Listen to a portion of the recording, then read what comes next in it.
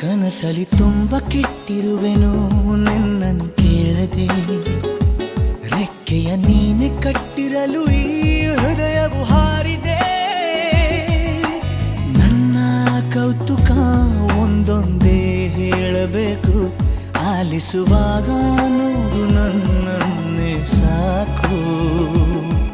ಸಹವಾಸ ದೋಷದಿಂದ ಸರಿ ಹೋಗಬಹುದೇ ನಾನು, ನನಗಾಗಿಯೇ ಕಾದಿಟ್ಟುಕೋ ಹಠವೊಂದನು. ಕೆಳಗುವ ಮುನ್ನವೇ ಪರವಶನಾದೆನು, ಅರಿಯುವ ಮುನ್ನವೇ ಪರಿಚಿತನಾಗಲಿ ಹೇಗೆ ಪ್ರಣಯಕ್ಕೂ ಮುನ್ನವೇ.